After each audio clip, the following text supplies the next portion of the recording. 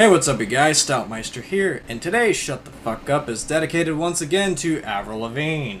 Now, I didn't think I would be talking about this person again in the video, especially not this soon, but Stoutmeister, what other crimes has she committed other than divorcing Derek from Sum 41 and marrying the king of all mediocrity, Chad Kroeger of Nickelback, and releasing that atrocity of a music video known as Hello Kitty, which is not racist in any way, shape, or form. Stop being all PC about every goddamn thing that doesn't need to be brought up in that way.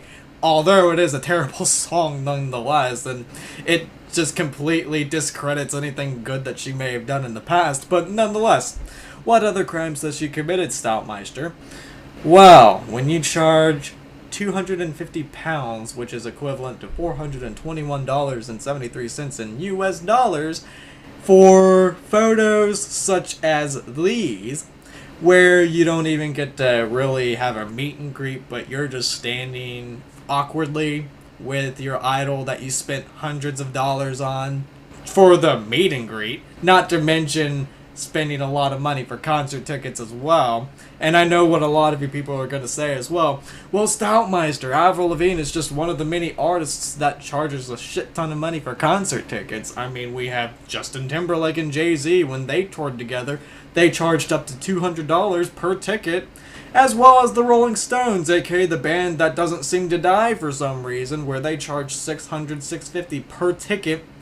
But I guarantee you that they either do one of two things. They either don't do meet and greets, or when they do let you take photos with them, you can at least get your arm around them. You can at least see that they are somewhat genuine and it's not all so awkward. But paying $421.73 on top of how much money you spent on an Avril ticket, which may be, what, $50 at the very minimum. And I know that a lot of pop artists tend to charge around $50 to $100 minimum for a concert ticket, especially if they're in a big coliseum. So yeah, spending hundreds of dollars on tickets, not to mention your fans are spending hundreds on your merchandise, your music, and all sorts of other stuff, and then they're spending an extra $400 and they don't even get a handshake or a hug or anything like that, or you don't even get to talk to them all that much. It's just an awkward photo. And I get that personal space may be an issue also.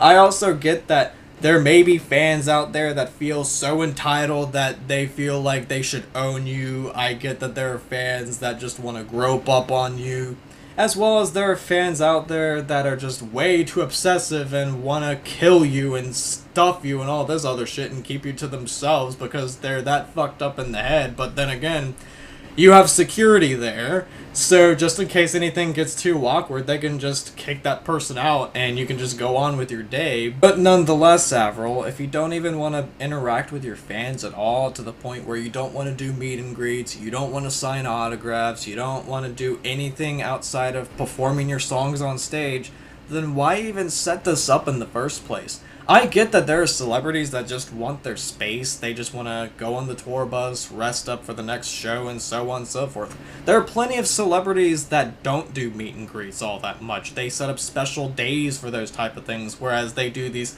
Coliseum shows and they go on the tour bus and drive off to the next venue and rest up in between. I get that. Celebrities are human beings just like everyone else. They have to have their own personal space. But to sit there and come up with this money scam right here where you stand all awkward charging an extra $400 because you're fucking Avril Lavigne? I mean, that just shows that you're just a cash whore that just wants to get extra money from your fans because you're Avril Lavigne. And the thing is, those fans will pay that $400 extra dollars just to stand there all awkwardly with their idol that they've looked up to since the Skater Boy days. And it's very, very sad when celebrities hit that point where they just don't even give a shit about their fans. I must thank Christina of Lacuna Coil for sharing this on our Facebook page, and even going as far as to making a parody photo of the whole Avril Lavigne scandal. Christina is the female vocalist of Lacuna Coil, and Lacuna Coil is one of the most awesome alternative hard rock gothic metal bands that are out there, and I will be leaving links for both Christina's Facebook page and Lacuna Coil's pages in the description down below, but nonetheless, some people were getting worked up with the whole parody thing and how Christina was addressing the whole issue with her overcharging for just a arm's length photo with her fans, not even interacting or showing that you cared for the fans. Yeah, I'm glad that we have someone in the entertainment industry that at least cares enough to address this sort of issue. Also, not charging anything for meet and greets. And before anyone says anything else, I am not putting down any celebrity, entertainer, or what have you. I am not putting them down if they charge for certain meet and greets, VIP passes, spending the whole day with them, so on and so forth. I understand that entertainers, celebrities, musicians, and so on and so forth have to make money. I totally get that. Especially if you can be creative and have extra ways to making money, like VIP passes, for example. For example, a viewer of mine, Jerry Alexander, saw Epica 3 times, and all those 3 times, she got VIP packets to get photos, get tickets for the Epica concert, get a meet and greet, get photos, and all that other stuff. And the first 2 times that she saw Epica, the VIP packet was only $45. The third time was $60. Now, I believe that's pretty reasonable, considering that Epica is one of the most awesome symphonic metal bands that are out there, and it's very awesome that they're starting to get some recognition in the metal community. Props to them for staying true, and props to them for coming up with reasonable prices for concert tickets, VIP packets, and all that other stuff. While I'm sitting here thinking about this whole scandal and all this other stuff, other things are coming to my mind right now. Like, I know how a lot of multi-million-dollar celebrities wouldn't do what Kid Rock would do, for example, and I know that a lot of people don't like his music and all that other stuff, and rightfully so, but I do have to at least give it to him, considering the fact that he takes, what, $50,000 to $100,000 out of his own bank account a night to have the Coliseum people drop the ticket prices to $20, along with dropping the beer prices to $4. Because let's be honest here, when concerts are being held at Coliseums, they tend to charge, what, $50 minimum a lot of times when concerts are going on, especially when classic rock acts and pop stars are performing in there. Hell, $100 will be minimum sometimes, and not to mention, they're just as bad as movie theaters when they overcharge you for snacks and drinks. I mean, yeah, I get that people are doing what they want with their money, but that's pretty fucking dishonest to overcharge for snacks and drinks and overcharge unnecessarily in general, not even really giving them much of anything in return. I believe all that's bullshit. As I'm sitting here thinking about the whole arm's length awkward photos that fans are taking with Avril Lavigne and the whole Coliseum's overcharging for tickets and snacks and all that other stuff, I also started thinking about Bandcamp and Indiegogo for some reason, and how the whole name your price thing is starting to become more and more popular, and why it hasn't been caught on to yet as far as people that sell tickets.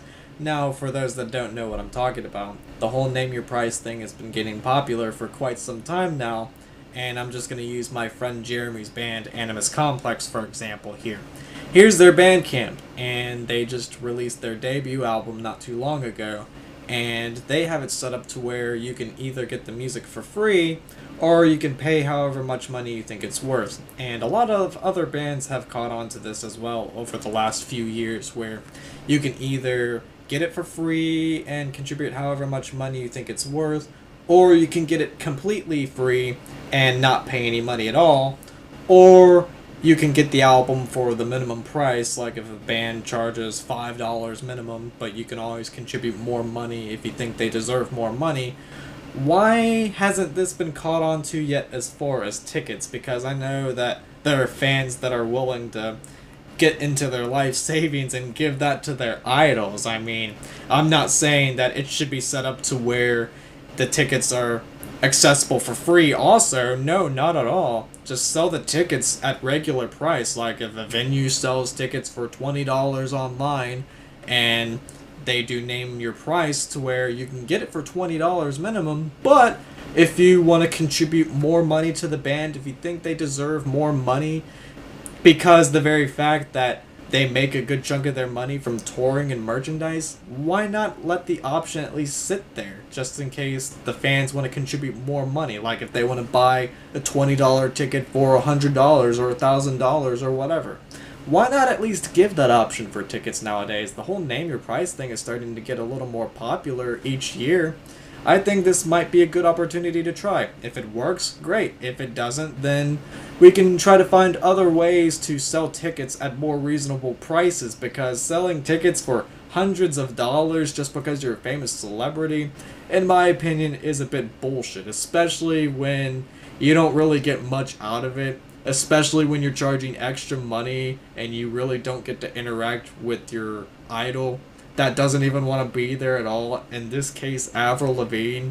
And like I said earlier, I have no problem if you don't want to do meet and greets with your fans at all. Like when I saw Metallica, for example, back in 2009, their tickets were around $80. Well, in my opinion, that's a little bit expensive, but you know what? It was a great show overall, and they didn't do meet and greets. Hey, I was not disappointed in that at all.